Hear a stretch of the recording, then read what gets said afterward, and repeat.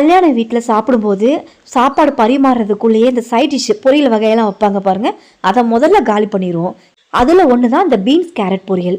அவ்வளோ டேஸ்ட்டாக இருக்கும். ஆனால் வீட்டில் செஞ்சோன்னா அந்த டேஸ்ட் வரவே வராது. இப்படி செய்யுங்க, அந்த டேஸ்ட்டு கண்டிப்பாக இருக்கும். வாங்க இப்போ எப்படி செய்யறதுன்னு பார்க்கலாம். முதல்ல பீன்ஸ் கேரட் அளவு ரொம்ப முக்கியம். பீன்ஸ் அதிகமாகவும் கேரட் கம்மியாகவும் எடுத்துக்கணும். அதுக்கு நான் 150 கிராம் பீன்ஸையும் 100 கிராம் கேரட்டையும் கட் பண்ணி எடுத்துருக்கேன். நல்லா பொடி பொடியாக கட் பண்ணி எடுத்துக்கோங்க. நெக்ஸ்ட்டு 2 ஸ்பூன் பாசிப்பருப்பு 1/2 hour தண்ணியில் போட்டு ஊற வச்சு நல்லா வடித்து எடுத்து வச்சுருக்கேன்.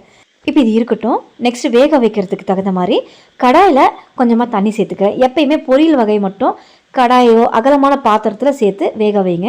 ரொம்ப குழையாமல் வெந்து வரும். இப்போ கட் பண்ண பீன்ஸை இதில் சேர்த்துட்டு வேக வச்ச பாசிப்பருப்பையும் முதல்ல ஆட் பண்ணிடுவோம். இது ரெண்டுத்தையும் முதல்ல சேர்த்துட்டு தேவையான அளவுக்கு உப்பு, கேரட்டுக்கும் சேர்த்து தான் நான் உப்பு ஆட் பண்ணுறேன்.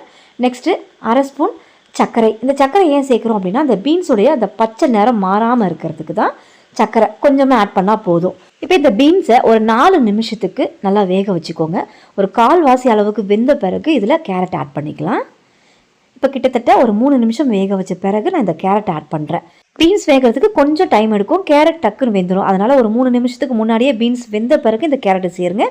கரெக்டான கன்சிஸ்டன்சியில் இந்த கேரட்டும் பீன்ஸும் வெந்து வந்துடும். இப்போ இது கூட கொஞ்சமாக மஞ்சள் பொடி சேர்த்துட்டு நல்லா கலந்து ஒரு 7 நிமிஷம் மிதமான தீயில வச்சு நல்லா குக் பண்ணுங்கள். சரியாக ஒரு 10 நிமிஷம் இதை நல்லா குக் பண்ணி விட்டு எடுக்கணும். 7 நிமிஷம் குக் பண்ண பிறகு இந்த தண்ணியை நம்ம நல்லா வற்ற விட போகிறோம். இந்த வடிகட்டி எடுத்துட்டிங்கன்னா இந்த காயில் இருக்கிற சத்துக்கள் போயிடும். அதனால் ஒரு 3 நிமிஷம் ஹை ஃப்ளேமில் வச்சு விட்டுருங்க. நல்லா தண்ணி வற்றிடும், காயும் குழையாமல் வெந்து வந்துடும். இப்போ சரியாக ஒரு 10 நிமிஷம் இந்த காய்களை வேக வச்சு எடுத்துட்டோம். காய் நிறம் மாறாமல் ரொம்ப குழையாமல் இந்த மாதிரி வேக வச்சு எடுத்துக்கோங்க. நெக்ஸ்ட்டு தாளிக்கிறதுக்கு கடாய் ஹீட் பண்ணியிருக்கேன். 3 ஸ்பூன் எண்ணெய் சேர்த்துக்கிறேன். 1/2 ஸ்பூன் கடுகு போட்டு நல்லா பொரிய விட்ட பிறகு 1/2 ஸ்பூன் கடலைப்பருப்பு, 1/2 ஸ்பூன் உளுந்தம்பருப்பு, நெக்ஸ்ட்டு ஒரு 15 எண்ணிக்கையில் சீரகம். இது கூடவே காரத்துக்கு வரமிளகாய் 2, பச்சை மிளகாய் ஒரு பச்சை மிளகாயை பொடியாக நறுக்கிறது, ஒரு இனுக்கு கருவேப்பிலை. நல்லா காரம் இறங்கணும். நல்லா இதை வதக்கி விட்டு இந்த கடலைப்பருப்பு உளுத்தம்பருப்பும் நிறம் மாறணும் இந்த அளவுக்கு.